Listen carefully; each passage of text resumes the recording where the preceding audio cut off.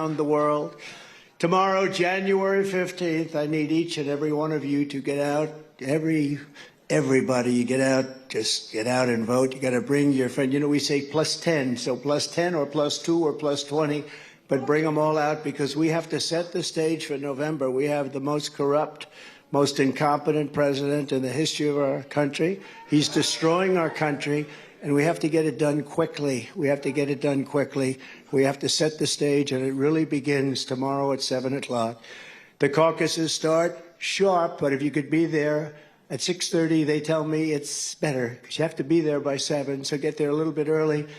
But it's cold, but it was cold out today, too, and we have lots. Anybody like to give up their place and let them in? I know Jim Jordan, I think, would do it because he's such a nice man. Hi, Jim. So dress warmly tomorrow night. And by the way, it's all inside. Everything's inside, but you have to get from the car or whatever you happen to be driving into the set. But it's all indoors, so you're not going to have to worry about that. The caucus will be filled with a lot of great people. I say if you're single, you'll probably meet your future husband or wife. You'll definitely make some friends, and you'll say hello to a lot of people you haven't seen in a while. No, it's really a great scene. When the concept of caucus works, it's great. When it doesn't work, as the Democrats showed you last time, not too good, right? It's not too good. It's a mess. But by the way, they deserted Iowa. You know, they deserted you. They decided to go a different way, which is crazy. I was honored. Jim Jordan called me. It was very important that we stay. He's from a different place, and he felt just the history of Iowa, right? The history of Iowa was very important that it stay here. But nobody had to call me because I made the commitment, and we kept you first in the nation. As long as I have anything to say about it, and that we have a good chance of staying for 4 years, we'll have a lot to say about it, 4 years and beyond. You're going to be first in the nation. So brave the weather and go out and save America, because that's what you're doing. This is really about saving our country. Remember, your caucus location is often different from where you normally vote.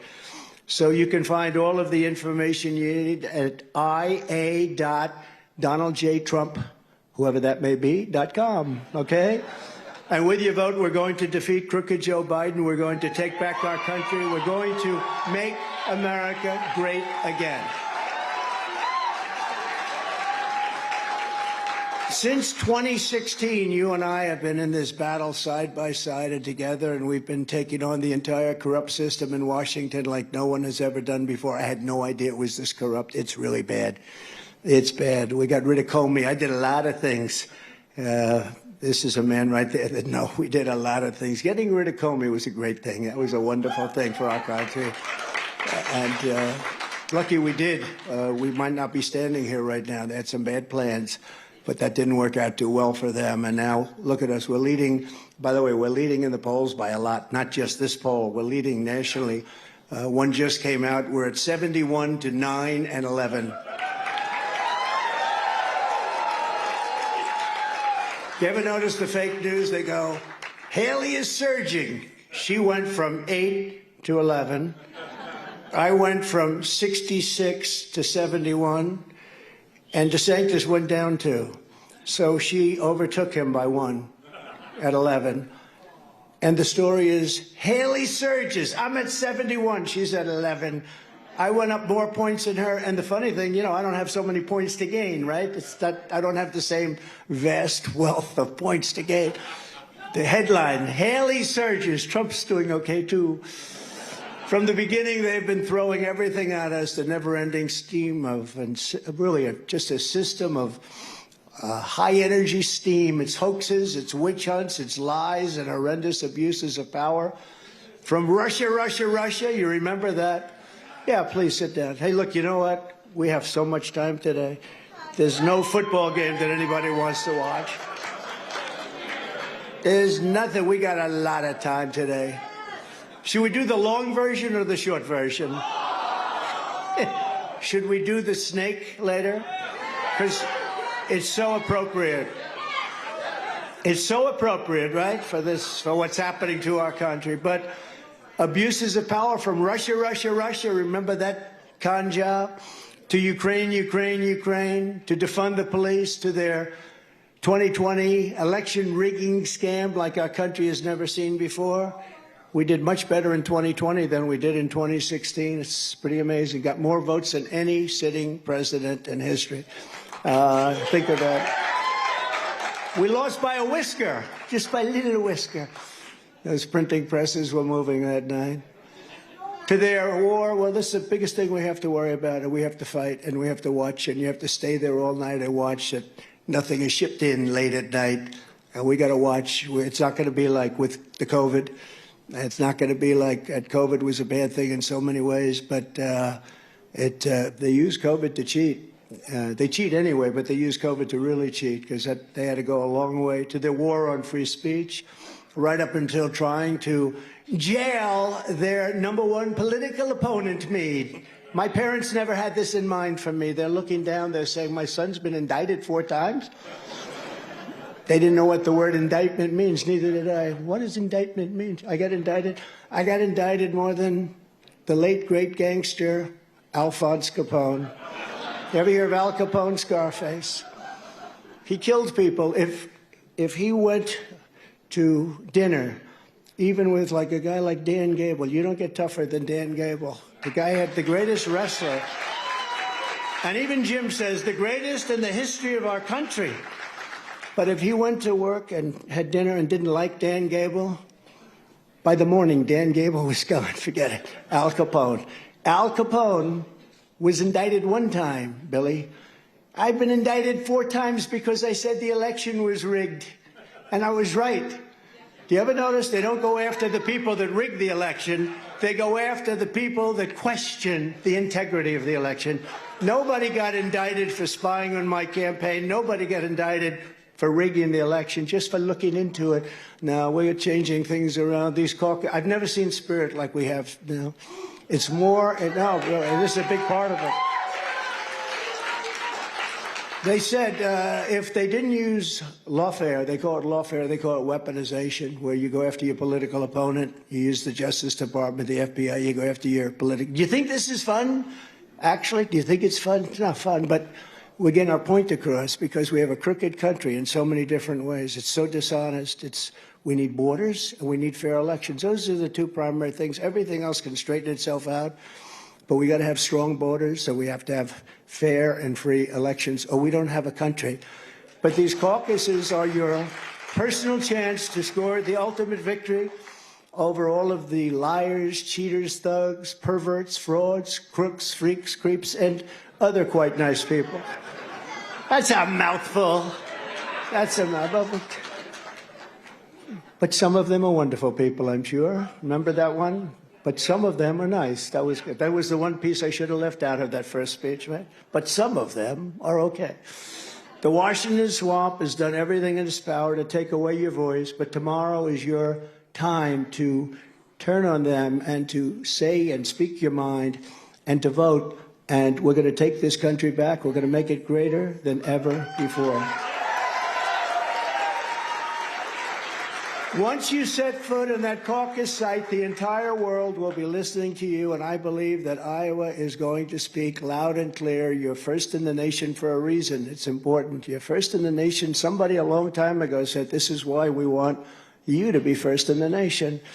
And maybe you're a little bit different than other places, but you set something. There was something in their minds when they did it a long time ago. You know, when I think of your state, I think of 2 things. I think of farmers, and nobody took better care of the farmers than Trump, no president ever. And I think about politics, very political state, and it's an honor to have kept you there. With your vote in these caucuses, you're going to send a message straight to crooked Joe Biden, his radical henchmen, his weaponized DOJ, and his protectors in the fake news media. Look at all of them back there. There's a lot of them. You know, it's funny, they hate me so much. But they all show up. I can't figure it out. Thing called ratings. You know, we did a town hall on Fox the other night, and I guess it ended up at 7.5 million. The debate had 2.5 million people. They had a debate, 2 people screaming at each other. They said, why didn't you do the debates? Now they say, it's good that you didn't do it. It was, right? Billy Long, the great Billy Long. Will you stand up, Billy Long? Look at this guy.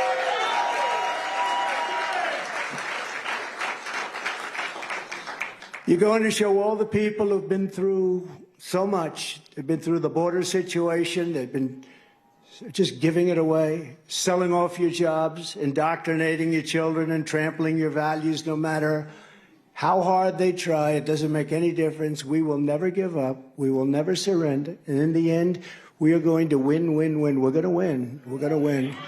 We're going to win all the time. Under crooked Joe Biden, our country is dying. Our country is really in a position it's never been. It's never been in this dangerous a position. We have a chance of being in a World War III with weapons the likes of which nobody has ever seen before. I've seen them because I've seen what they can do. And this would be obliteration. I say this wouldn't be 2 Army tanks running back and forth shooting. This is obliteration. And we have a man that can't put 2 sentences together. He can't find the stairs. See the stairs? He finishes a speech, which are very short. They're not like our 2-hour beauties, right? They wanted the long version, Jim. Remember that. But, oh, look, Front Row Joes. You didn't get in the front row today. Front Row Joes, they follow me everywhere. We love them. That's how does it feel? Still pretty good. That's good. Thank you very much. It's a great honor. They followed me all over the place, 167 times or something. They've got to be pretty rich people, in all fairness. They go all over. It doesn't matter where. But I stand before you today as the only candidate who is up to the task of saving America from every single Biden disaster, starting on day 1. The disaster is what he's done. All he had to do is go to the beach like he always does and leave everything alone, leave the border alone. We are the safest border in history. It was just announced that last month inflation surged dramatically again, slicing into family budgets and further gutting our middle class. You know, we had the highest inflation, I think maybe ever, but they say in 80 years. I think ever. Energy is up 50% from what it was 3 years ago. Think of that. Rent, people that rent apartments, rent homes, up 35 to 40%. Mortgage rates are from 2% to about 9%. And there's another problem, you can't get the money. Food prices are up 42%. Bacon, I don't know what's going on with bacon. I just had bacon this morning. It was the best bacon I've ever had. There was no fat in it. I said to the hotel, I said, do me a favor, where do you get this bacon? I want to, you see it in New York, you have bacon. It's all fat with a little tiny string of something in there. This bacon was the best, but it should be, right? Because we're in Iowa. But bacon is like 3 or 4 times higher. I don't know what that's all about. But the only people getting rich right now are Joe Biden's donors and Nikki Haley's donors. She happens to be a globalist, by the way. I know her very well. Remember, I will never run against our president. Never. Never. He's a great president. He's the greatest president in my lifetime. That's not that good. You know, she's, what, 54, 58, 63? What is she? I have no idea. But I will never run against him, ever. She said this for years. Then she calls a news conference. Ladies and gentlemen, I've decided to run for president. I said, that's not so surprising because I understand Nikki. She can't help herself. I understand her very well, better than anybody. By the way, she's not up to the job, okay? I can tell you that. I don't want to be mean. If I said that about a man, everyone would say, what a great statement. But I'll tell you, from Ron's standpoint, he's definitely not up to the job. I know him very well. I got him elected. He forgot about that. He forgot that he was at 3. He was dead, gone. He forgot that he came to me, tears in his eyes, begging for an endorsement, and I endorsed him because he fought the Russia impeachment hoax number 1 and number 2. 2 hoaxes. They were both hoaxes. But he did, along with 200 other people in Congress. This man was the best of all. Jim Jordan was the best fighter of all. I'd say he was about 7% of what Jim was, but Jim never asked me for anything. You know, he doesn't need anything. I give him automatic endorsements, but he's leading in his district by like 97%. Nobody even runs. He's one of the few people, he never even has somebody running against him. But so I gave it to Ron. Ron was down by, impossible odds. The election was taking place very soon, I think 3 or 4 days. The nominating process was just about finished. A man named Adam Putnam, he was the Secretary of Agriculture, running for governor for 8 years. He was 8 years as the secretary. He raised $41 million. So he was at 42, and I think Ron was around 3. He was like a 30 or 40 point difference. And he came to me, and I didn't know Adam Putnam. And Adam Putnam never called me. So I wish he did, actually, because I probably would have endorsed him. He was fine. But he never called me. But Ron did, and Ron came over to see me, and he begged me for the endorsement. I gave it to him. And it was like a weapon went off. I hate to use the term nuclear weapon, so I won't use that, okay? Because we're getting too close to that stuff. We don't want to bring up the term, but it's brought up all the time. But it was like a weapon went off, a rocket ship went up. And he ended up winning 3 or 4 days later in a landslide. It was a landslide. Adam Putnam is still saying, what happened? What happened? Because he was already measuring for carpets in the State House. He was getting ready to move in. Then we had to get Ron through, a very highly credible candidate at the time. He turned out to be a crackhead, unfortunately. As you remember, the Democrat, right? He was going to be within the next 15 years, he was going to be a president of the United States. And Ron said, I don't think we can beat him. It was him and Stacey Abrams. They were the 2 hottest politicians in the Democrat Party. And Gillum, remember Gillum? And good-looking guy, everything was perfect. And I did three rallies. You're taking millions. Thank you, darling. Thank you. Thank you. That's all right. Go home to mommy. Your mommy's waiting. Go home to mommy. Thank you very much. So young.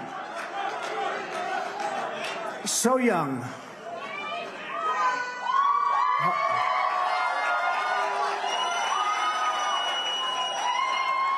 You know?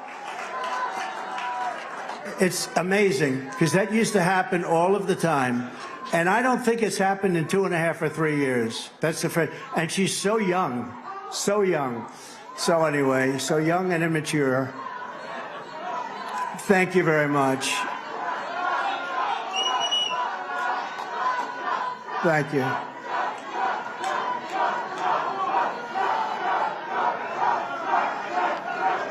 It always adds excitement, I will say that.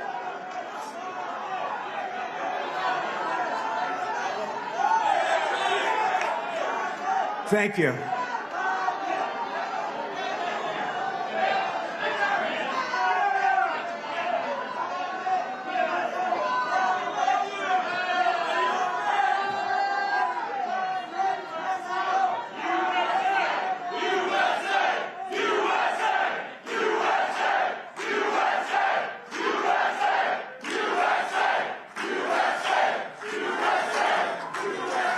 That's all right.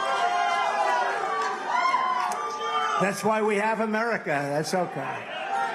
But they'll figure it out. You know, they're fighting oil. They're fighting oil. They're basically saying, let's close up our country because if you notice, China's right now building, China is building actually every week a coal-fired plant. And these people are fighting, and you're going to end up with a country that won't be able to compete if you listen to them. But they'll grow up. Thank you. They'll go up, they'll get older, and they'll understand that it's very important what we're doing. We speak from common sense. You know, we're really the party of common sense. People say, are you conservative? Yes, I'm conservative. We did a lot of conservative things, but we're really not liberal, conservative. We're the party of common sense. We want to have borders. We want to have elections. We want to have low taxes, a strong military. But anyway, so Ron, just to finish the story real quickly, but Ron, I endorsed him, and he went like a rocket ship. And then I did rallies for him, a couple of rallies, 2 or 3. We had tremendous, tremendous rallies, and incredible, in Florida. And he still felt he wasn't going to win. I said, I'm telling you, you're going to win. And he ended up winning by 2 points, very little.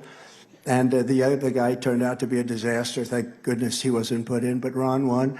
And 4 years later, they said to him, will you run against the president? And he said, I have no comment. He said, I have no comment. I got him in. I got him elected totally. He was down by like 40 points for the nomination, and he was going to definitely lose to their new star, who turned out not to be a star. And when I did that, I don't know, there's something about the lack of loyalty in politics. Now, Nikki also, but to a much lesser extent. I mean, she has at least a right. She got there. I gave her the position, but I gave it to her much more so because I wanted Henry McMaster, who was a lieutenant governor, to be the governor of South Carolina. And he's been a great governor, right, Billy? Great governor. And Henry's done a great job. And Nikki did a good job. She was okay, but she's not right to be president. I know it very well. The wrong thought process, the wrong policy.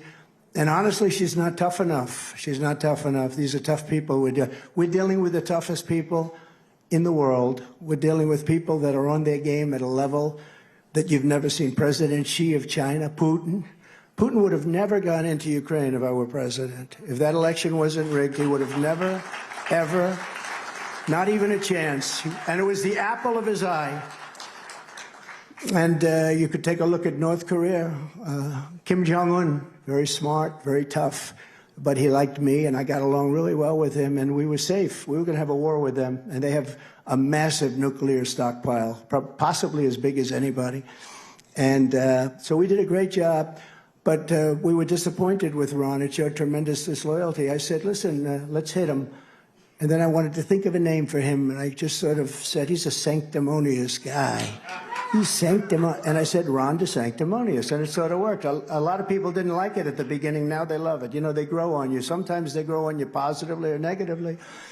But he said, and then people would say, sir, you're hitting him very hard. I don't think you should. Why? He's a Republican. I said, I don't care if he's a Republican. They're saying he's a Republican. What the hell difference does it make? The guy says to me, he says that he has no comment. When they say they have no comment, you know what that means, L? That means they're going to run.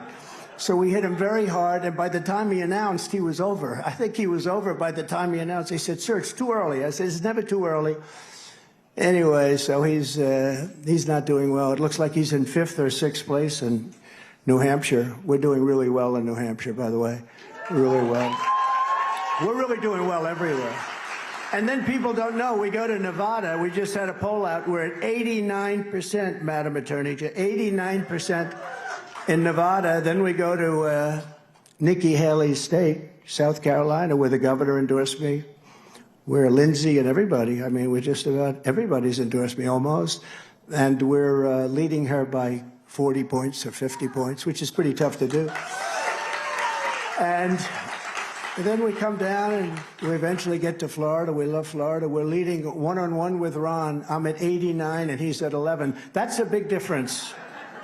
And we started, I was slightly ahead in all fairness. You know, people don't know, in Florida, I got more votes by 1.5 million than he did. They talk about his great victory. But he only had that victory because of me. But I got 1.5 million more votes than him in Florida. But they did a poll and he's not even a factor. So he's really hurt himself, because I think he would have, if he were a loyal person, if he would have waited 4 years, he's young, he's a young guy, he would have, I don't say anybody walks in, because you still have to show some semblance of personality. You have to do some things right. And so it's never a walk-in, but let's assume he would have gotten my endorsement and he would have been loyal and everything else. But I think the lack of loyalty, a lot of people said when I went after these 2 people and a couple of others, sir, very, highly paid professionals in the back. They said, sir, people don't care about loyalty in politics. I said, I think they do. And when I explained, about loyalty, like as an example, excuse me, with your governor, I gave her, think of it, first in the nation, I gave her ethanol, I gave her everything. But she was lieutenant governor, just like Henry McMaster. And I took Terry Branstad out, and I made him ambassador to China, and she became, because of me, she became governor. Typically, when that happens, when you're appointed governor or senator, you don't do well in the next election. Very rarely do you win. I don't know if you have when you get appointed, you very rarely win. She was losing by 10 points, and she called me, would I do a rally for her? I ended up doing 2 rallies and giving her a very big endorsement, and she ended up beating a very rich, I don't know who this guy is, all they said is he's a rich, very good-looking farmer. Well, those are good credentials for Iowa, right? Rich, good-looking farmer. And he was going to win. And I came in and I saved her. But then I gave her, First in the Nation gave her everything. Really good. And I figured, again, I don't do quid pro quo. But when I came in and I announced, I said, by the way, are you going to be endorsing me? Sir, I'd rather remain neutral. I said, wow, you're going to remain neutral? Wait a minute, I gave you the position. Not that one thing has to do with the other, but I gave you that position. Yes, sir, I'd rather remain neutral because I have to protect first in the nation. But I gave you first in the nation. Then she said, well, you have to understand, I'm the governor, and I want to be able to travel with each and every candidate that's running against you, and you too, sir, and I want to campaign with you. I said, you mean you'd campaign with other candidates? Yes, sir. I said, I don't want to ever see you on my campaign again. And that was it. And that was so I don't blame her for then picking somebody, because we wouldn't let her go to any rallies or anything. But here's the thing I'm most proud of. She went from the most popular governor in the United States in 2 weeks to the least popular governor. She's the least popular governor in the United States. But I just thought it was very disloyal. You know, I mean, I just don't understand it. I don't understand it. And that happens in politics. What? What is? Oh, thank you very much. That's so cute.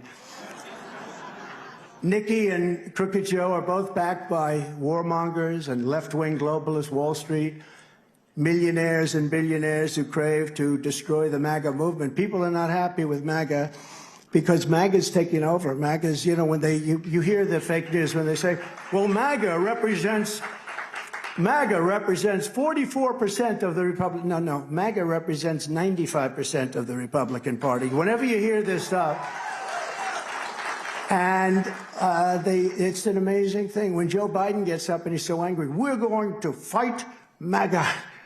And I say, what does MAGA mean? He has no idea. You know what it means, Joe? It means make America great again, right? It's a simple thing. No harm intended.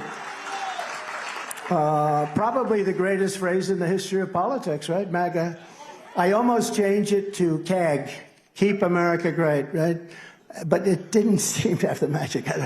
There'll never be anything like MAGA, make America great again. And then after he ran the country, I couldn't use CAG because America right now is not a great country. We're laughed at all over the world.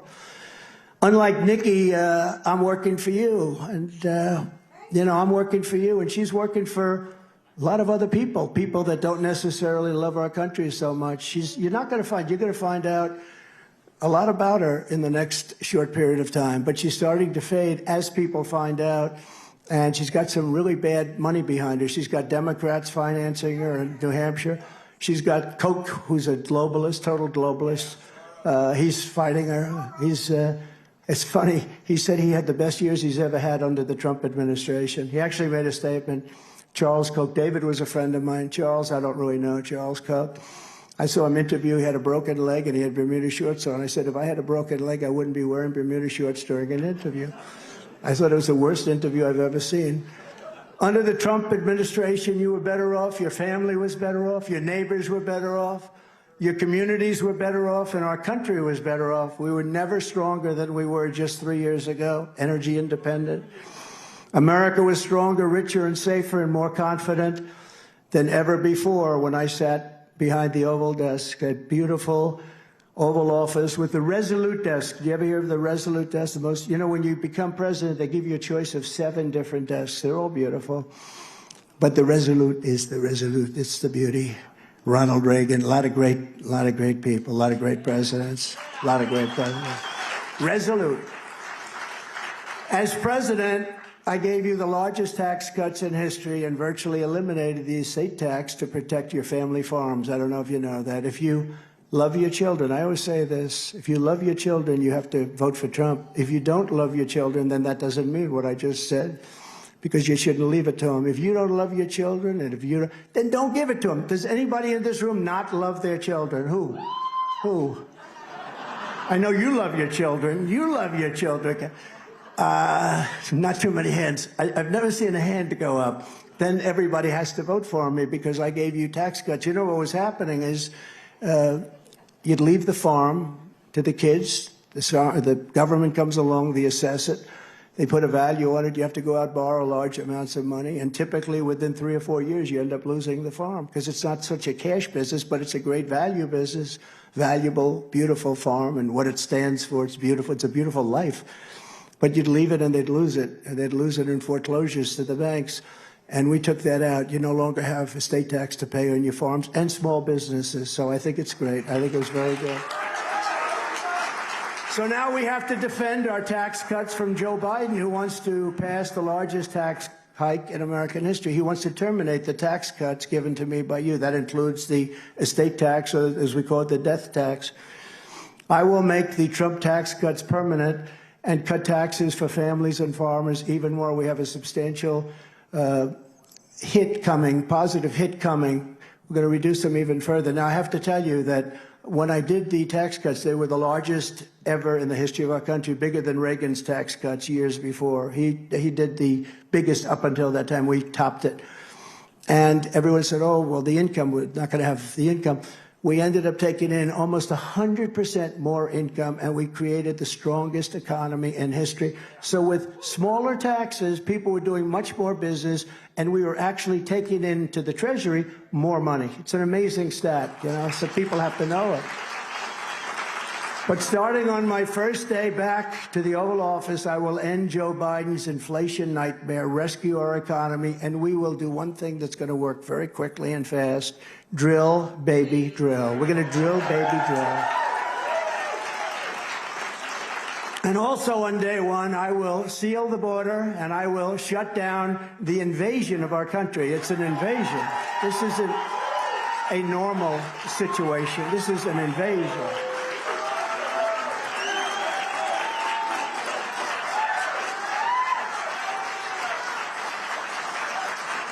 Thank you. 3 years ago, we had the most secure border in U.S. history, by far.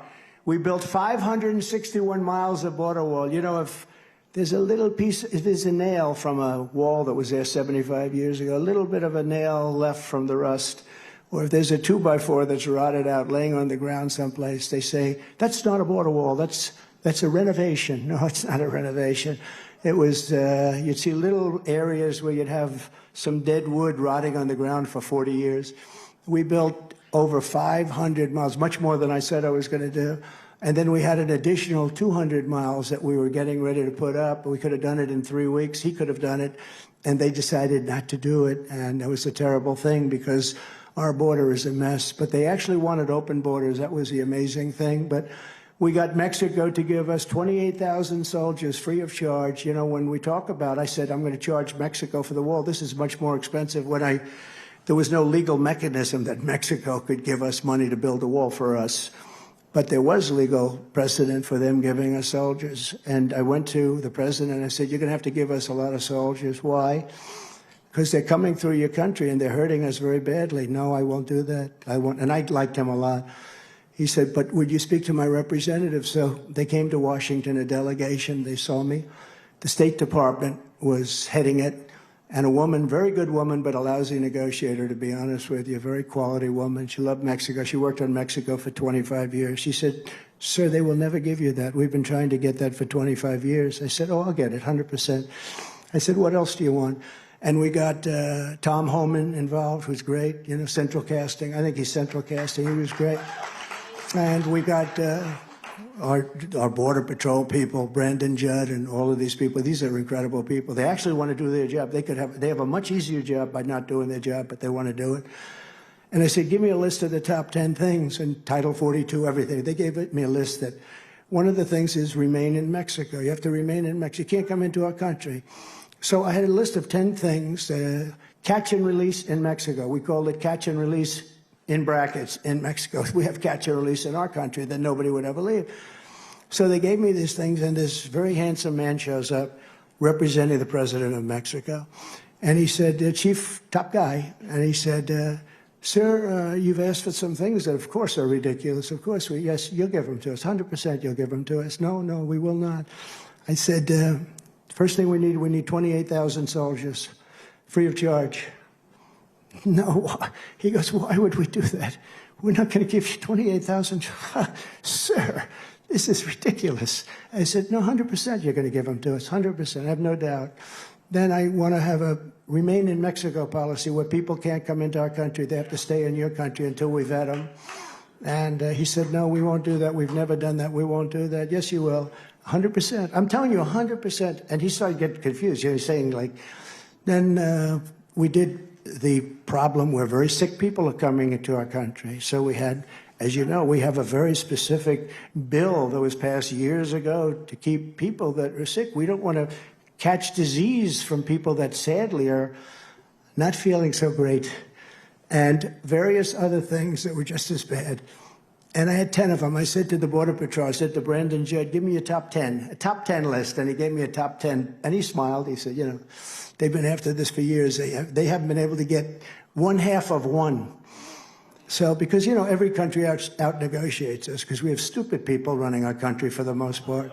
When you look at what China did, I took in hundreds of billions of dollars. Nobody before me, nobody took in 10 cents from China. So I said, no, no, this is what I want. And he tells me now, I said, here's the story, sir. I'm signing before me a bill. And if you don't have this approved before the end of this meeting, where we get 28,000 soldiers free of charge, and all of the other things stay in Mexico. We called it Remain in Mexico. Isn't that a nice title? Remain in Mexico. Sounds simple, but it's very complex for them, not for us. I said, then I'm going to sign this. And this says that we are going to put on Mexico a 25% tax or tariff on every car. You know, they stole 32% of our car industry. I don't know if you know that, Jim. 32% of our car industry has been taken out of the United States. It's made in Mexico. They have factories that you wouldn't believe. They go miles long, bigger factories than what we have. They stole it over the years. Not with me. I stopped it. I was going to put a charge of if they make a car in Mexico, sell it in the United States, I was going to put a 30% tariff on it. And they decided not to build those particular factories. But nobody else does that stuff. So I said, here's the story. You're going to either do it or I'm going to put a 25% tax on every single product coming into the United States from Mexico. And that'll be far more money than the money that we're talking about. And he said, sir, may I make a phone call, please? You know the sign of a choker? It's when they start grabbing their neck because they can't breathe. Dan Gable never choked. He doesn't know what I'm talking about because he didn't choke. That guy was a winner. He's only like 150, I think 150-1. I don't know. I think he had COVID for the one or something. I don't know what the hell. But the greatest guy, even Jim Jordan, who was an All-American, 3-time All, he said, nope, Dan was the greatest of them all. Do you still say that? That's pretty good, Dan. I mean, it's not chopped liver here, right? But anyway, so I said, all right, come on, you have 5 minutes. Just call up the president. And he walks back. Sir, on behalf of the president of Mexico, it would be my great honor to give you 28,000 soldiers free of charge. Give you Remain in Mexico. Give you catch and release in Mexico. The guy's going like, and we got it all. And we had the safest border in the history of our country. It was pretty amazing, and it was pretty easy. Under Biden, the USA has become a dumping ground to the world. And speaking of Mexico, you know, Biden's people went to see them 2 days ago. Mexico said, we want $5 billion just to talk. I said, what? They want $5 billion to talk. And you know what our guy said? We'll consider it. These are the worst. These are the worst people. And it's not even like bad. They're stupid people, okay? They're stupid. They're stupid. In New York City last week, American school children were kicked out of class so that the school could be turned into a migrant camp. And think of this, a migrant camp. Biden puts America last. I put America first. Our border is so important, so important. Now, I do something, and because it's sad, we don't have a lot to do, okay? But boy, we're going to have a lot to do tomorrow. And you have a lot to do today to talk to your friends, right? Tomorrow's the big day, but we have a little time. Does anybody want to hear the snake? You want it? Takes about, okay. Because I think it's so appropriate. Jim Jordan's never heard this before, I don't think.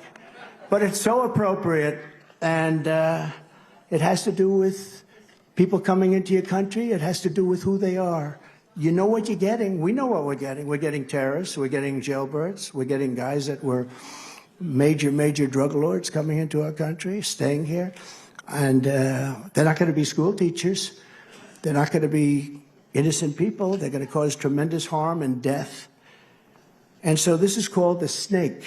And this was an old rock and roll song, but, you know, amended somewhat. To be honest, probably every word is amended almost by me. But I think it's very instructive, and I think it's very important, actually. On her way to work one morning, down the path along the lake, a tender-hearted woman saw a poor, half-frozen snake. His pretty colored skin had been all frosted with the dew. Poor thing, she cried, I'll take you in, and I'll take care of you. Take me in, O tender woman. Take me in for heaven's sake.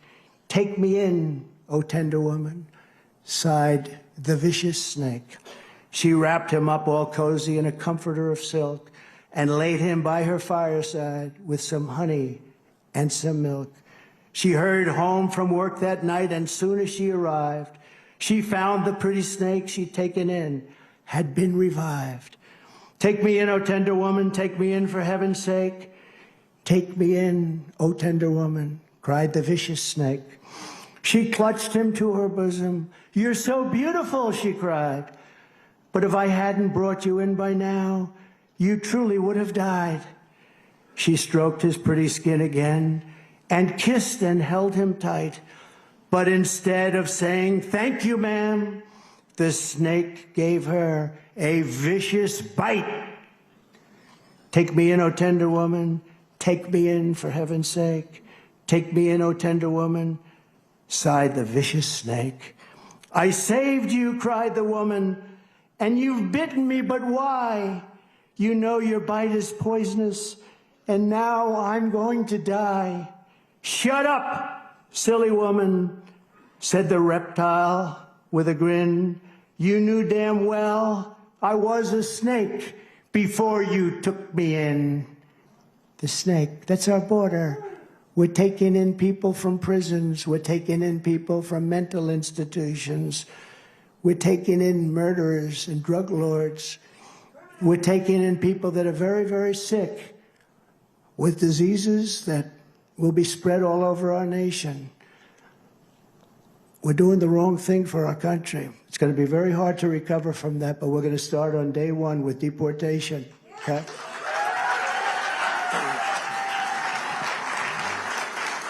Does that make sense, by the way? Does that make, right? Is there anyone in the room that doesn't get it? Because if you don't, please leave. We don't. You're hopeless if you don't get it. That's what's happening to our country. That's what's at the snake. Just remember it. As soon as I take the oath of office, I'll terminate every open border policy of the Biden administration and begin the largest deportation operation in American history. And, you know, it's not a nice thing to say. It's a tough thing to say. But remember, Dwight Eisenhower, if you actually know, he's a pretty good president.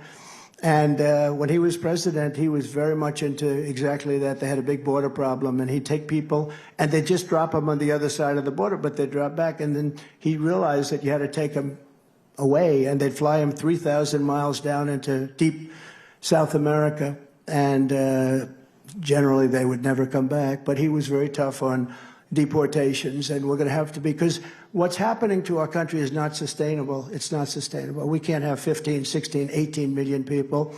I mean, they're taking over our schools. They're taking over our hospitals. You go to a hospital, and you can't, and you know, you want to take care of people. They're people, whether they're American people, but it's not sustainable. It's no good. It's not sustainable. Our people are suffering greatly in Manhattan. You have thousands and thousands, hundreds of thousands of people poured into New York, and they're living on Madison Avenue. They're staying on Fifth Avenue. Nobody's ever seen anything like it. And in all due respect to the mayor of New York, he's fighting it as much as he's going to fight it. He's fighting a criminal element, a sick element. He's fighting an element of people that have no idea what they're doing to our country, or they do have an idea, and that's even worse, because if they did, they would know that they're destroying our country. Ron DeSanctimonious and Nikki Haley will never secure our border. and they'll never come close to it. It's only words. De sanctis, that's the abbreviation. I like that, because you can only say de sanctimonious. It's good, but you can't say it too many times. And if you look, it's really rather brilliant, I must say. The best might be Pocahontas. You know, somebody said, what's your best? Pocahontas was good, you know. I have Indian blood, 1/1014th. I have Indian blood. She got her jobs by being a minority, right? She got into Harvard because she was a minority. She got everything. And then she met Trump. And we came up with the name Pocahontas, and she told her friend, he's killing me with that name. Then they said, you have to apologize. You have to apologize for what you're doing with her. And I did. I got up and I did. No, I did apologize. I apologize. I'd like to apologize to Pocahontas, the real Pocahontas, for what I've...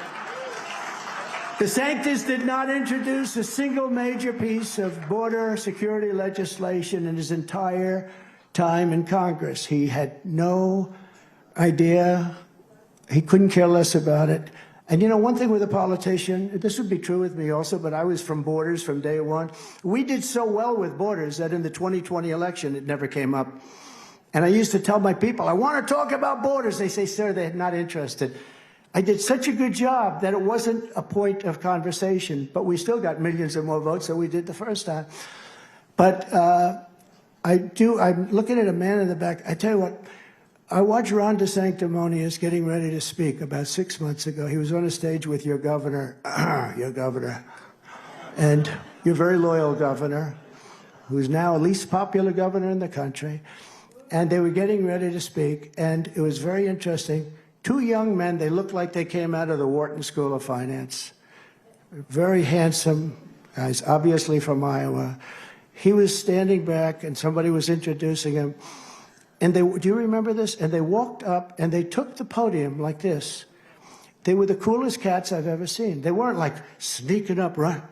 They walked on the stage, just lifted everything up, and they just walked off with it. Two guys.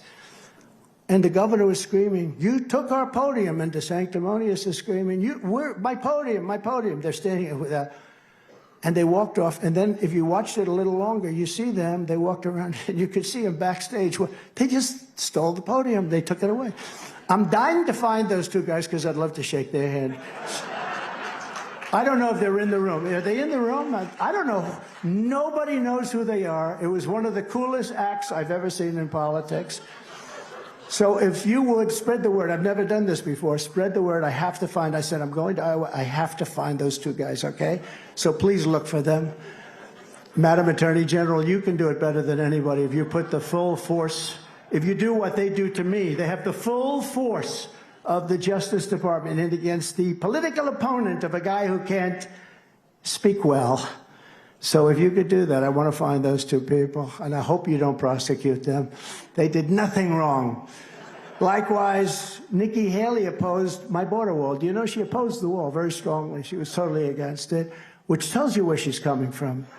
She condemned my strong border policies, and in 2016, she stabbed the Republican Party in the back by siding with a gentleman named Barack Hussein Obama. Remember Rush Limbaugh?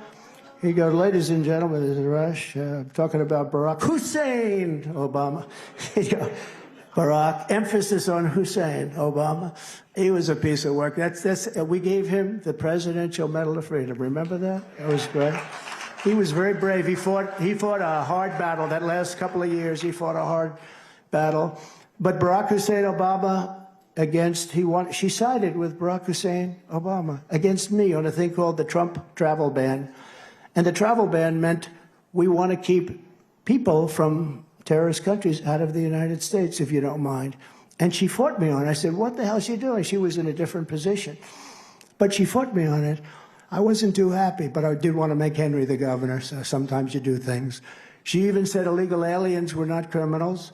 Ron and Nikki also want to gut Social Security and Medicare for seniors. Now they're changing their tune, but if they were, it's not going to happen, by the way. First of all, they're both getting killed by Biden in the polls. And I'm beating Biden in every single poll in every single state. So you're not going to do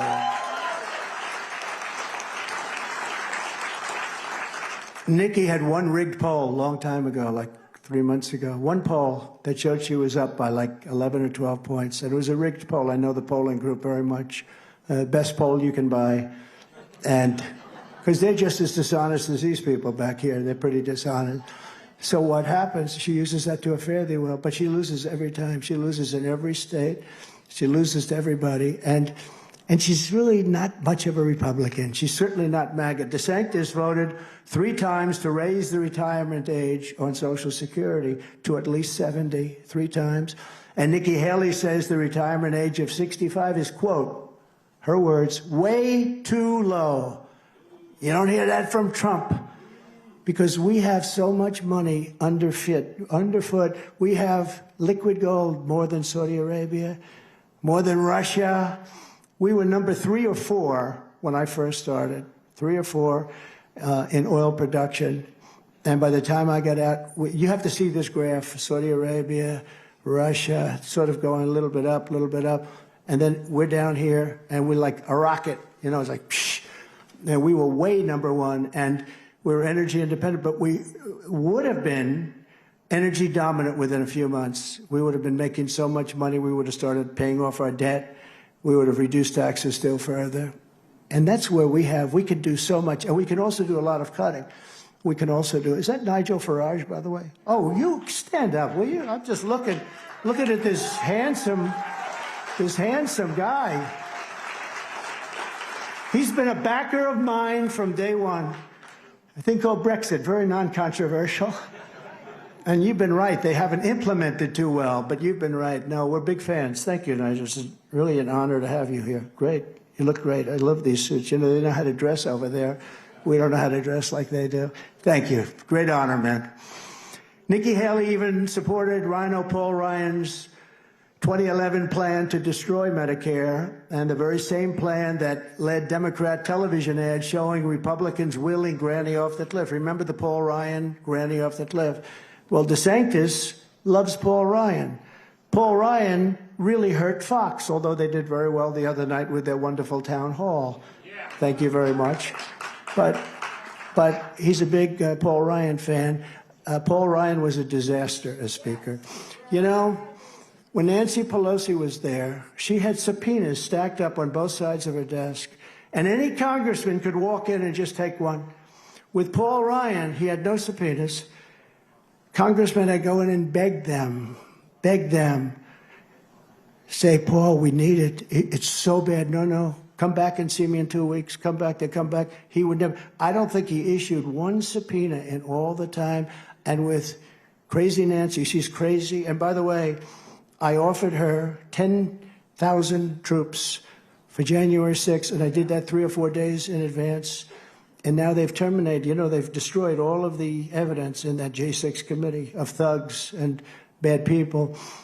But we offered her 10,000. If she would have used 500, you wouldn't have had, because that was a very tiny fraction of the, could be 1 million. It was biggest crowd I ever spoke before. A tiny fraction, you wouldn't have had a problem at all, but she turned it down. And she is the reason that you had that problem. She turned it down, and the mayor turned it down, and the mayor turned it down in writing. She said, no, we're not going to do that. And she said she didn't like the look. I said, look, if they don't want to do it. And she's in charge of security, by the way. I'm not. The president is not. The Speaker of the House is in charge of the Capitol of security, which a lot of people don't know because you don't get the facts. And peacefully and patriotically was not even mentioned. You know, whenever they talk about my speech, they leave the words peacefully. It was called peacefully and patriotically. But Paul Ryan was a disaster, a total disaster, real rhinos. I call him a super rhino. And unlike Ron and Nikki, we will always protect Medicare and Social Security for our great seniors. We're not going to hurt our seniors. We're not going to do it. We have so many other things we can do. Nikki Haley also supported a 23% national sales tax. So you go out and buy something, and how is that on the middle class? And how about lower income people? The whole thing is ridiculous, and she fought it really hard. She wanted it and fought for it really hard. In short, radical left Democrats would chew her up and eat her alive. And what they're doing now is they're supporting her in New Hampshire, and Koch is supporting her, who's just nothing but a super rhino globalist version. Ask yourselves, who does the radical left and the Washington swamp fear more? Nikki Haley, Ron DeSanctimonious, or President Donald J. Trump, I can tell you right now. I didn't even used to answer their phone calls. When Coke would call up, I say, forget it, because I thought he was so bad for our country. The corrupt establishment knows that if you put me back in the White House, their reign is over. It will be over, and America will be a free nation once again. We are not a free nation. Joe Biden and his henchmen are so desperate to stop us that they're weaponizing law enforcement for high-level election interference. They've never done this before. We've never done it. It's done. It's done a lot in third-world countries, banana republics. They've never done this. Joe Biden is a threat to democracy, big threat to democracy, for two reasons. Number one, he's incompetent. And number two, he's surrounded by people that aren't incompetent. They're actually very dangerous, and they're very smart, and they have energy, and they can figure out how to walk off a stage, you know. But he's a threat to democracy for many reasons. This is only happening because we're leading big in the polls. You know, if I wasn't running, or if I was in fourth place or fifth place or seventh place, you notice a lot of people have dropped out. Sloppy Chris Christie just dropped out. And if we weren't doing so well with the general public, I mean, honestly, our polls here are great, but our national polls are even much more substantial. And if we weren't doing that, I wouldn't have been indicted. They wouldn't have indicted me. They indict you because they're still fighting my 2016 win. People in Congress that are fighting here. He challenged the election, Billy, right? He challenged the election. How dare we have to indict him? He challenged the election. They talk about slates. I had nothing to do with slates, but patriots had to do with slates. And they indict him. Thomas Jefferson did slates. They've been slates all over. On Alabama, which I won, I think, by 45 points in 2016, even more now. But Alabama, they said, I cheated on Alabama. We won by 45, and they challenged it. They challenged it. The same way they're challenging. It's such a disgrace what's going on. It is a two-tiered system of justice, and we have to get our Justice Department back, because you're not going to have a country anymore. You can't have it. At least I have a voice. When they indict me, I can explain what the indictment is, like the boxes hoax. I have presidential records. I have a authorized bill from 1978 or so that allows me to do exactly what I did. The New York Times did a story. Please, please, please, Mr. President, please, may we have those papers? And then they said that's the only thing they have the right to ask. Now, Biden has about 15 or 20 times more, and he has them from when he was a senator and a vice president. He doesn't come under the Presidential Records Act. He doesn't have that protection. And watch what happens. They'll say he was okay, and he made it totally impossible to get. He's got papers under his Corvette in the garage, right? You know, sitting under on the wet floor in the Corvette. He thinks the Corvette's the greatest thing. Let's find out what country gave him that Corvette, because he takes a lot of different things. But you look at that hoax. I mean, you know, it's very interesting when it was announced, because they came after me. Then it was announced that, ladies and gentlemen, it's just been announced that President Biden has got thousands of classified documents. Do you believe this? And some people were saying, I was watching that fake news CNN. They're right there. Look, the camera just went off. The light just went off. The red light, I'll put it back on. So now I'm watching fake news. And the announcer, the person, fake tapper, I think it was, said, oh, no, he did it again, meaning me. Because if he's got them, they're not going to do anything about it. But if I've got them, they want to, you know, they want to bring back the death penalty, bring back the electric chair out of retirement. But the new, and it's true, if I weren't leading, or if I weren't a factor, or if I wasn't in the race, none of this would be happening. I'd probably be having a nice time right now. But I'm having a better time being with the people of Iowa. I actually, believe it or not, I enjoy this. I enjoy it. There's got to be something a little wrong there, because I enjoy it. I could be right now in one of the most beautiful places in the world, someplace having a great time, but I have a better time right here. I'd like it to be a little bit warmer, but you know what? I'll tell you, you get around pretty well, because we didn't know, would anybody show up today? They have people that can't get in, and I think that's going to happen tomorrow night. Hopefully, more importantly, Jim, tomorrow night that's going to happen. But in the new the new Gov poll, it's called YouGov, very respected. It's Trump at 69, just came out 2 minutes ago. DeSantis at 14, and Haley at 12. And we're up big in Iowa likewise. We're really up big. I don't want to talk about it too much. I'd like you to leave this place saying, I think we're about 1 point down, because that way you're going to vote. We're 1 point down. It's going to be tough. We all have to get out and vote. So I'm not telling you that we're 44 points up. But the higher we're up, the higher we go, the better a signal. We send a good signal to New Hampshire, but the better a signal we send in November that we're taking our country back. So it's really important. No matter what the polls say, no matter if they're way up, they are, but you got to get out and vote. We're also dominating Biden in the general election, while Biden is clobbering Nikki Haley. She's killing Nikki Haley in the polls, and she's also beating DeSantis in the polls. Haley has lost 20 points in head-to-head polls against Biden in just the last month. I don't know what's coming out about her, but she's lost. She's gone way down in the polls against Biden. And I sort of believe in polls. You know, I only talk about polls if they're good for me. I never talk about them if they're bad. I say, ladies and gentlemen, there's a new poll. You can bet it's going to be good.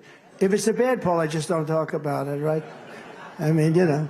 The radical left Democrats rigged the presidential election of 2020, and we are not going to allow them to rig the presidential election of 2024. We're not going to allow it. We're just not going to allow it. We're not going to say, because if they do it, if they get away with the kind of things, they didn't get legislative approval, they go to a legislature, they go into one of the big legislatures, I can name 10 of them, and they get turned down. And then they come down, they do it anyway, but much more than they even asked for. So many things. You take a look at Truth to Vote, where they have tens of thousands of people stuffing the ballot boxes. You take a look at the 51 intelligence agents saying the laptop from hell was Russia disinformation. They say that made a 10-point spread if the people would have known the truth about the laptop from hell. It's amazing. They cheat in any way they can. If the Biden DOJ gets away with this interference, then it won't stop with me. The weaponization of law enforcement against Republicans is never going to end. Remember, the advantage I have is that when they indict me, I can explain to people, because I have a big audience, and I can explain. But if I'm a congressman or even a senator and I get a subpoena to go to a grand jury, you're dead. Politically, you're dead. You can't explain it. I can sit here in front of these big audiences with all those crazy cameras back there, and I can explain it, and people can make up their mind. And they made up their mind like 85%, that it's a witch hunt hoax. It's just a continuation of Russia, Russia, Russia. And that includes local DAs, and that includes attorney generals, because they're all, you saw the Fannie Willis. You saw that deal? Her boyfriend, she gave him $1 million to go get Trump, right? And then they go on vacation, spending the $1 million they're going on cruise lines. I told my wife, I'd like to take you on a vacation like that, but I can't afford it. It's too expensive. No, they're going on Norwegian cruise lines. I mean, that's something. But the nice thing, it gets exposed. Eventually, it gets exposed. It's a beautiful thing. See, when a system works, it's a beautiful thing. But she's been exposed. I can't imagine they can continue on with that case. She wanted to indict senators. She wanted to indict Lindsey Graham. He did nothing wrong. He just wants to make sure elections are good. But they had a list of people they wanted to indict, like 48 people over, and these are patriots, a woman, 84 years old, standing with the American flag like this, and they indict her. These are sick people. These are sick. And then they find out it's a fraud, and she's filtering money to her boyfriend. And I mean, big money. And he never did a case before. He never did a felony case. He never did a case before. Other than that, he's extremely talented. Every time the radical left, they should drop that Georgia case. They should drop the boxes hoax. Well, if they let him off on the boxes hoax, he has 10 times more. That guy had 50 years worth of classified information. And Dick Durbin, a senator, Democrat senator, when he heard that he took the information as a senator out of the SCIF, he said, there's no way he did that. That's the worst thing I've ever heard. Then, of course, he, came back and said, well, it's not that bad. Every time the radical left Democrats, Marxists, communists, and fascists indict me, I consider it truly a great badge of honor, because I'm being indicted for you. I never I never even think about it any other way. Never forget, our enemies want to take away my freedom, because I will never let them take away your freedom. We have to straighten out our country. They want to silence me, because I will never let them silence you. Happy. And in the end, they're not after me, they're after you, and I just happen to be standing in their way. Thank you very much. Here I am. So we're thrilled to be joined today by an incredible group of patriots, including a very special guest who some of you know, and I was very impressed with him. He ran in the primary. I thought he was just outstanding, and he's got an incredible record. Really, as a businessman, made a tremendous amount of money. Very respected in the world of business. He then ran for governor of North Dakota, and he won. Got an incredible wife, incredible. And I'd like to ask them both up here, Governor Burgum, Mrs. Burgum of North Dakota. Doug, come on up, please. Thank you. Thank you very much. Thank you very much. It's such a great honor. Please. Well, thank you, President Trump. It's so amazing to be here with all of you. So grateful to be with everybody in Iowa. And for Catherine and I, it's always a special time to be down in Iowa, because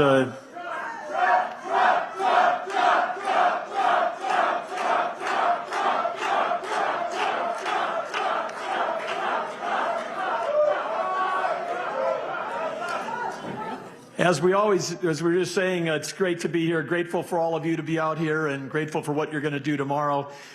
But Catherine and I especially love coming down to Iowa, especially on a day like today, because we come down here to warm up. But 4 years ago, I was speaking on behalf of President Trump at the Iowa Caucuses in Sioux City. And today, I'm here to do something that none of the other presidential primary candidates have done. And that's endorse Donald J. Trump for the President of the United States of America.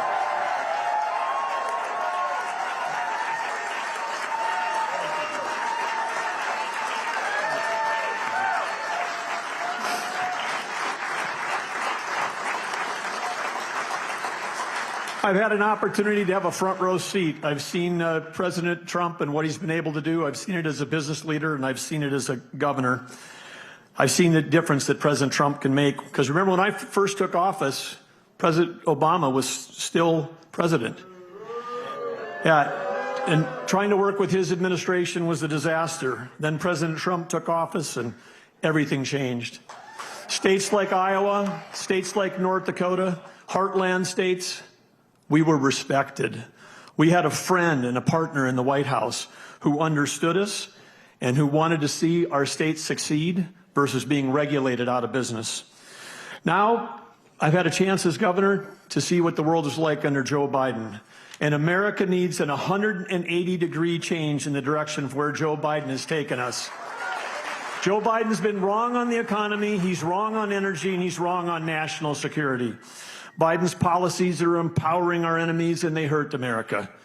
Biden's inflation has raised the cost of food that you put on your table. It's raised the cost of gas you put in your car. That's what happens when we put someone in the White House like Joe Biden, unlike President Trump, but we put someone in the White House who's never created a job in the private sector. What a contrast to President Trump. President Trump protected our borders. He cut red tape like no president has ever done before. He passed the largest tax cuts in the history of America, and he supercharged our economy. And not only that, you know how he did that? He not only delivered, as the one president delivered energy independence, and as someone who leads an energy state, I know what that means. When he's in the White House, he'll deliver energy dominance.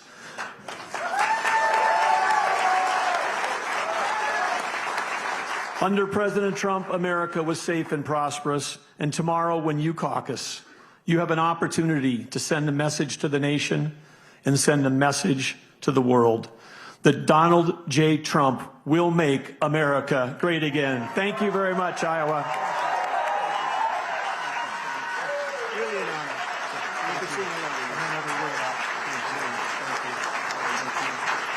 Thank you. Wow, thank you very much. It was an honor. Really, if you watched him perform, it was like nobody else. He just has a great record in everything he's ever done. So on behalf of the Trump family, we thank you both very much. Very much. Thank you. Also with us, Iowa Attorney General Brenna Bird, who's a courageous warrior. Thank you, Brenna. Incredible. I think you're the most popular politician right now in Iowa. Although I'd say Big Matt. Matt, stand up. Big Matt is right there, too. Matt Whitaker, former Attorney General. State Representative Brooke Bowden. Brooke, thank you. Great job, Brooke. Thank you very much. And State Senators Julian Garrett. Julian. Thank you, Julian. One of the earliest endorsers from 2016 and even 2015. Sherilyn Westrick. Sherilyn. Thank you. And the earliest endorser in the whole country, the Marlboro Man. These guys are the Marlboro Men. I'm telling you, I don't know if you're allowed to do that anymore with the cigarettes. I guess you can't. But he is to me, he'll always be. He was the first person in the whole country that endorsed me. I said, who is that guy named Brad Zahn from Iowa? He keeps endorsing me, and I haven't even announced I was running. So he endorsed me long before I ran. He said, that guy from New York should be president. And he's a great guy and an incredible person. He loves your state, and he loves our country. Brad Zahn. Look at this guy. Look at this. Come on. Say something.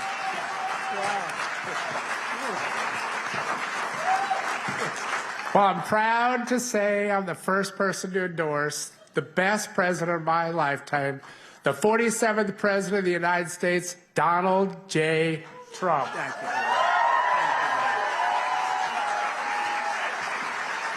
Oh, he's got that look. He's got that look. Thank you very much. Great guy. Also, members of Congress, some really tremendous friends. Derek Van Orden. Derek, thank you very much. Great job you're doing, too. Great job. Really fantastic. And a man I'm a little prejudiced because I've known him well. He's a friend of mine. He's a warrior. Derek, would you say? He's a warrior like few others. Jim Jordan and his wife, Polly. Where's Polly? His wife, Polly. Polly. And by the way, Polly, you did produce, with all of his wrestling, you did produce an all-American wrestler. One of your children, at least one, but they're good wrestlers. We're not going to wrestle any of them, but he's an all-American, so congratulations on that. That's incredible. That's incredible. And former congressman and another great friend of mine. This guy is the greatest auctioneer that I've ever heard. I've heard some pretty good ones, right? You feel like doing something, Billy? Come on up here, Billy, real fast. Come on. Come on. This guy is, and he's a great guy. Billy Long, everybody. He would take over a room. Wait till you hear this. Now, don't get nervous, Billy. See, most people say, oh, no, no, no. He says, yes, I didn't know this. That's good. Take it over. There you go. All right, now we're going to auction an American flag to be flown over the United States Capitol. And just get me your information when you're done. Well, surely you've got some kind of a campaign deal they could write the check to, don't you? All right, hey, and who got $1,000? Yep, who get $500 for 5, 600, 7, you buy 700, 7, 8, you buy 8, 9, and 9, 9. Yep, $1,000 bill, $5, 11. Yep, 10 here, 11. Get that satisfied look off your face. You're out. 1100, 12. Hit 1100 here, 12. You buy 12, a half, all done, 1200 a half. Sold it right there, $1,100. If you want to see something funny, Google Billy Long auction Stanley Cup, because the guy that bought it is standing to my left in the Rose Garden. I auctioned off the St. Louis Blues Stanley Cup for $65,000. There's your buyer. Don't you love this guy? Good. That's great. That's pretty good, isn't it? It doesn't get better. He's the top guy. And thank you very much. Boy, no nerves either, Billy, huh? No, most people would say, no, I'd rather not do that. He said, yeah, I'll do it. I didn't think he was going to do that. But it's really fantastic. And another man who's a friend of mine, he's another one I'm not going to mess around with. He's Knox County, Tennessee. Do you know Glenn Jacobs? Goes by the name of Kane. Kane. Where is Kane? Look at the size of this guy. Man, oh man. He's all man. He's all man. It's good. How many years have you been doing that? You've been Kane, one of the great characters, and how many? So how tall are you? You're 6 what? 6'8", and weigh what when you wrestle? About 3. Well, that's not bad. I'm not that far away. Ew. That's not good. You just ruined my day. 300. Well, all I know is, I guess there's a little acting involved, but when I see these guys, some of them like The Undertaker, right? And I see him, and he walks around the ring lifting a 300-pound guy over his shoulders like this. It may be acting, but there aren't too many. And then he throws him into the seats. It's pretty great. And he's done a fantastic job as mayor, Tennessee. And I don't know, I have thoughts that maybe you're going to run for governor of Tennessee sometime, because you have done a great job and you're very popular. Huh? Thank you very much. Good to have you. Thanks. Great to have you. Look great. Also a woman who's really talented, and she's been amazing. She just loves the campaign and loves the country, and she's brought her whole staff with her. She's a very important person politically, but she's actually free press in the true sense. She's free press, and she's really become a friend of a lot of great patriots in this country. Laura Loomer. Stand up, please, Laura. Great job you do. Great job. You want to try and have her on your side, right? Much better. No, she's fantastic. Thank you, Laura, and your whole staff. We appreciate you coming. One of the greatest wrestlers of all time. I said before, he really is. I've known his name for a long time. I've watched him. And there was nobody like him in the history of this country. There was nobody like him and beyond. Dan Gable, he's a legend from Iowa, but he's just a great person, and we awarded him the Medal of Freedom, along with his, that's right. We awarded Dan the Presidential Medal of Freedom, which is the highest award you can get. That's the civilian version of the Medal of Honor. The Medal of Honor is much tougher because, they're usually gone or in very bad shape when they get the Medal of Honor. The Medal of Freedom is the civilian version, and it was a great honor to do it, and especially since your wife, Kathy, who's a truly great patriot of this country. I mean, I know all about Kathy, and she loves this country, and she hates seeing what's happening to it, and in particular because Kathy was with you, so I appreciate it. Kathy, please stand up, please. Thank you. Thank you very much. Beautiful. This is a far more, I mean, when you think about it, what we've done, look at these crowds when everyone's talking about, oh, the weather is going to be so tough.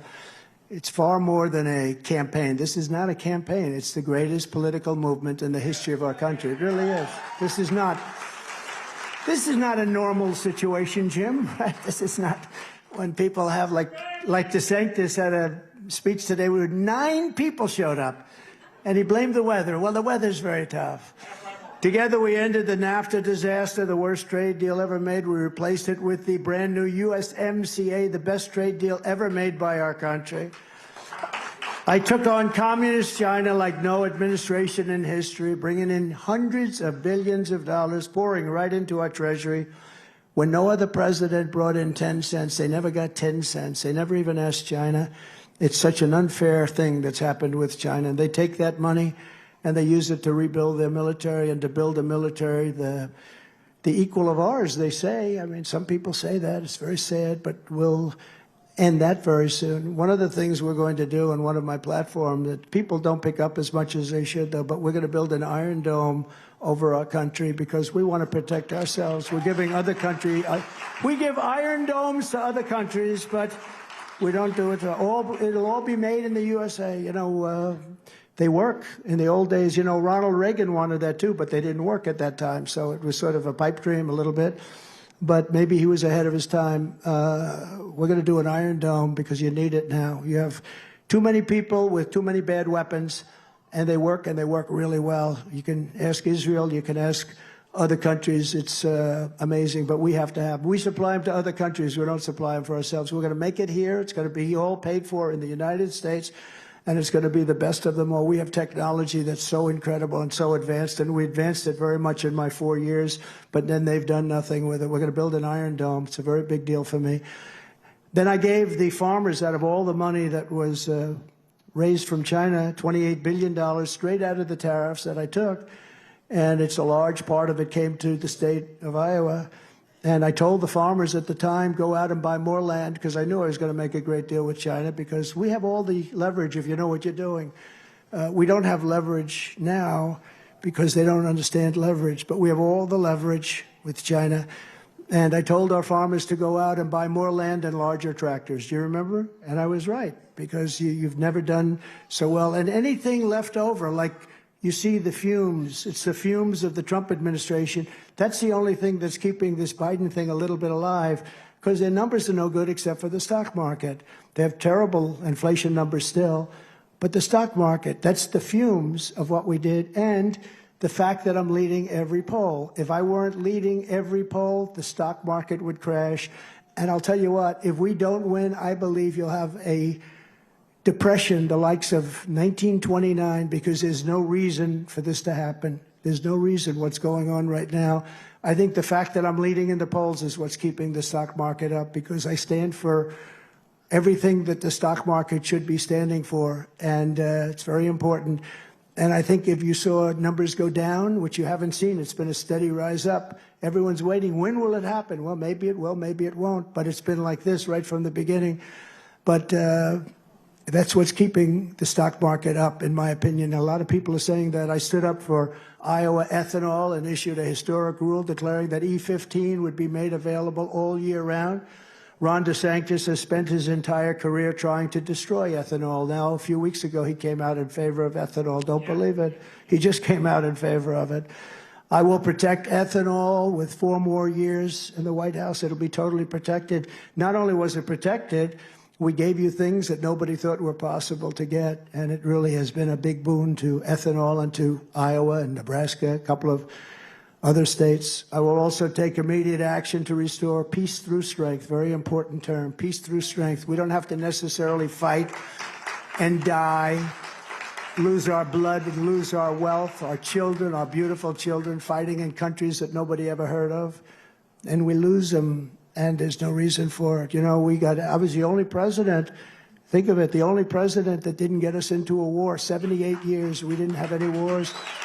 We finished up a war. We beat ISIS 100%. We beat ISIS 100%, and we took off. We took it down. We took out Soleimani. We took out al-Baghdadi, the worst terrorist in history, probably. Just killed them. And they are no longer. We had Iran was broke. When I was president, Iran was broke. Now Iran has $250 billion, and now they're a nation of terror again. They didn't have any money to be a nation of terror. We would have had a deal if the election weren't rigged. We would have had a deal within the first 2 weeks with Iran, and they would have been very happy, but they wouldn't have had a nuclear weapon. Now they're 31 days away from having a nuclear weapon, and when they have a nuclear weapon, it's a much tougher negotiation. You watch. I'm the only candidate who can make this promise. I will prevent World War III. You're very close to World War III, and a lot of you don't know that, but you're very close to World War III. We have an incompetent man negotiating with very smart people and very tough people, very mean people, and people that also have great strength and power and great weaponry also. I will once again appoint great Supreme Court justices to interpret the law as written. I gave you 3 great Supreme Court justices. They don't do me much, but they do the country a lot. They don't give me too much, but they give the country. I had to give up my taxes. I had to give up other. Nobody else would have had to do that, only me. But you know what? After looking at my taxes, that was the end of that. Probably should have given them 6 years ago and been done with it. But no, but I shouldn't have had to do that. But they've been good for our country. They have some big decisions in front right now. For instance, the election. You can't take somebody that's leading every single poll out for what? For doing nothing wrong, for doing absolutely, and very importantly, immunity. A president has to have immunity. Otherwise, a president isn't going to be able to function. If you don't have immunity, and I'm not talking about me, I'm talking about every president, you would never make a decision. Like when President Obama incorrectly sent a missile into an area and he killed many children and many people. They were looking for a terrorist. That would mean that his political opponent, sitting as president, if he were the next president, would absolutely indict him. And you wouldn't be able to do anything. You wouldn't be able to do anything. Biden, with his border, he would be indicted in 2 seconds. He's killing hundreds of thousands of people. He's allowing millions of people to destroy our country. And Afghanistan, the worst, most embarrassing day in the history of our country. If he doesn't have immunity, that means he'll be indicted. He'll be indicted for 10 other reasons. He'll be indicted for taking graft. He'll be indicted for taking money from China, from Ukraine, from Russia. Why did he take $3.5 million from the mayor of Moscow's wife? Why? So he'll be indicted. The problem is you can't function if you're going to have to think about every single thing that's happening. Should I send a missile? Should I protect our country? If it doesn't work out, they'll indict me as soon as I leave office. A president of the United States has to be free and clear of mind. And you can't be worrying about something where you're doing the right thing, but if it doesn't work out, you're going to end up in prison. So a president of the United States must have immunity. And I'm not talking for myself. I'm talking for every president of the United States, or they will not be able to function. And they're going to make those decisions very soon, and I hope they do the right thing for the country. And I will direct a completely overhauled DOJ to investigate every radical, out-of-control prosecutor in America for their illegal, racist, and reverse enforcement of the law. I'm also going to indemnify all police officers and law enforcement officers throughout the United States to protect them from being destroyed by the radical left for taking strong action on crime. We're going to stop crime in our country. And we will take over the horribly run capital of our nation, horribly run. We have a capital that we all love. Right now it's a rat-infested, graffiti-infested shithole. It's horrible. Where people are being killed. This week, 3 people were shot. People are being killed just for walking into a park, which is now littered with tents and homeless who have to find places for them, but you cannot do that to our capital. And we're going to take it away from the mayor. And again, that doesn't make me popular there, but I have to say it. We have to run our capital incredibly. We have to take the graffiti off those magnificent statuary marble columns all over the city where they have swastikas printed on them, where they have the names of people, where they have hearts and people are in love and they write a heart. We're going to clean up our capital. We're going to knock out the slums. We have slums. We're going to move the people. And we're going to have the most beautiful capital in the world. And it's so important to be able to do that because our capital right now, when people, can you imagine foreign dignitaries coming into our capital and looking? The last time I was there for a courthouse on a Joe Biden impeachment thing, a Joe Biden indictment thing, a fake indictment, totally fake. I have the worst judge in the whole country. They said, if you got this judge, you have no chance. I got that judge. Yeah, I was shocked. I was shocked. I got the right judge. I got one in New York that's beautiful.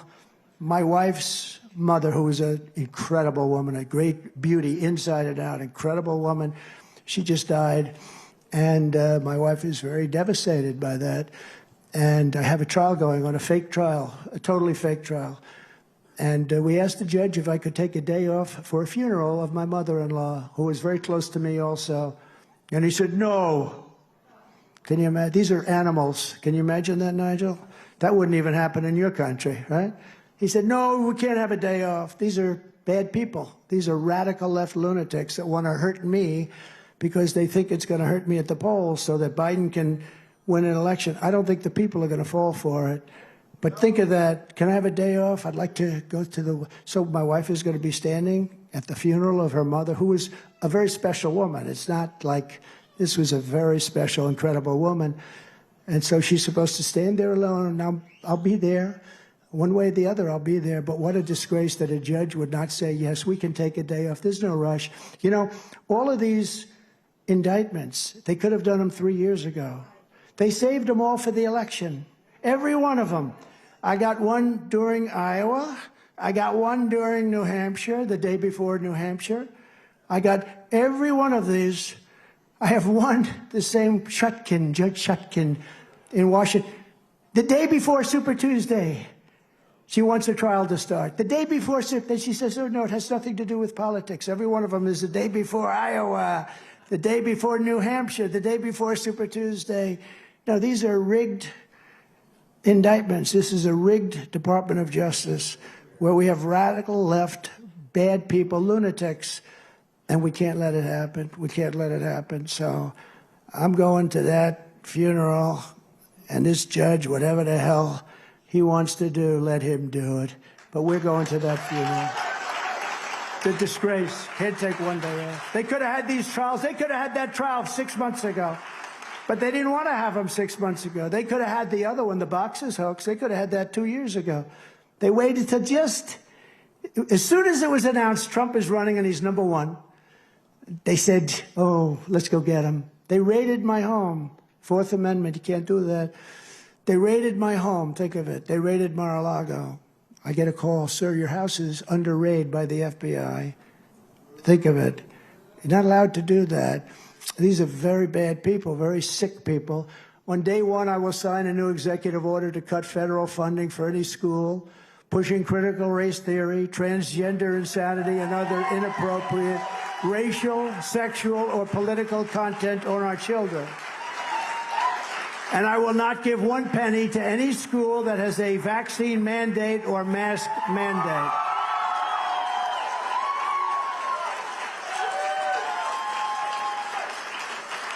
And I can't believe that I have to say it, but I do, because it's such a big thing now.